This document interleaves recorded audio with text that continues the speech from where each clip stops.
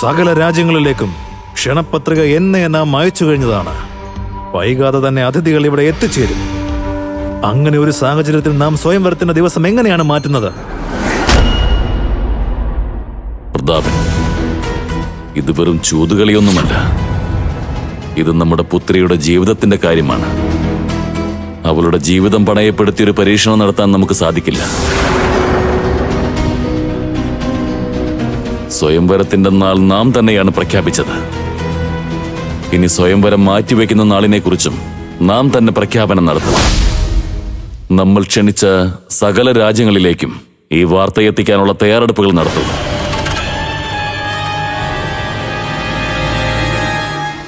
പുത്രി, നിന്റെ അഭിപ്രായം എന്താണ്?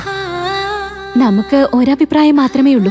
പിതാശ്രീയുടെ അടുത്ത് എത്ര ദിവസം കഴിയാൻ സാധിക്കുമോ അത്രത്തോളം നാം സന്തോഷവതിയായിരിക്കും. നാം ഉടൻ എത്താം മഹാരാജൻ.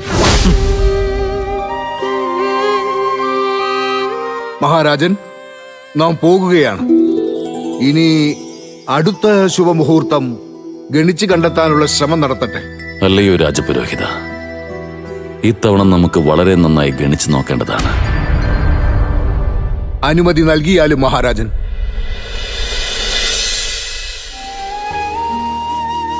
നാം അങ്ങയെ വിട്ട് എവിടെയും പോകാൻ ആഗ്രഹിക്കുന്നില്ല പിതാശ്രീ. നാം അങ്ങയെ വിട്ടുപോയാൽ അങ്ങയ്ക്ക് ആപത്ത് സംഭവിക്കുമെന്ന് നമുക്ക് തോന്നുകയാണ്. നമ്മെ ദൂരേക്ക് അയക്കരുത് പിതാശ്രീ.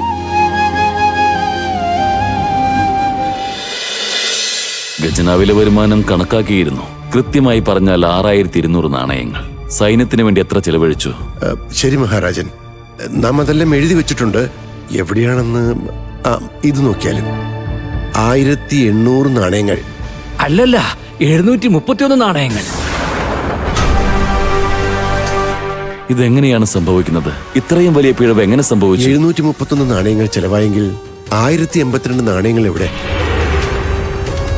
അത് നിങ്ങൾക്കാണ് പറയാൻ കഴിയുന്നത്. നാം എങ്ങനെയാണത് പറയുന്നത്? പുത്രി രൂപവതി, നീ ഒരു തവണ കണക്ക് കൂട്ടി നോക്കൂ.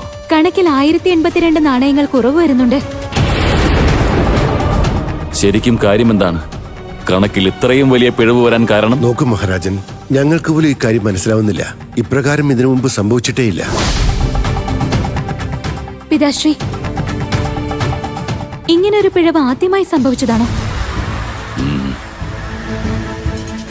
മുൻപും സംഭവിച്ചിട്ടുണ്ട്, പക്ഷേ ഇത്രയും വലിയ പിഴവ് സംഭവിച്ചിട്ടില്ല. നമുക്ക് എത്രയും വേഗം ഒരു സഭ വിളിച്ചു കൂട്ടേണ്ടതാണ്. പിതാശ്രീ, ഇത് ശരിക്കും ആശങ്കപ്പെടുത്തുന്ന കാര്യമാണ്. അല്ല പുത്രി, ഇത്രയേറെ ചിന്തിക്കണ്ട. ഇതെല്ലാം നാം നോക്കിക്കൊള്ളാം. നിങ്ങൾ ഇരുവർക്കും ഇപ്പോൾ പോകാം. നാം ഇക്കാര്യം അന്വേഷിക്കുന്നതാണ്.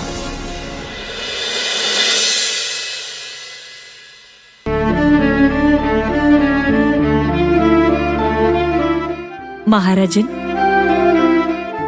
അങ്ങയുടെ താമ്പൂലം.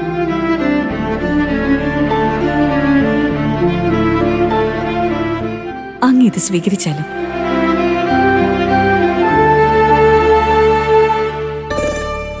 പറയൂ പുത്രി, പിതാശ്രീയോട് നീ കാര്യം ചോദിച്ചോ? നീ പറഞ്ഞിരുന്നില്ലേ? ഇല്ല.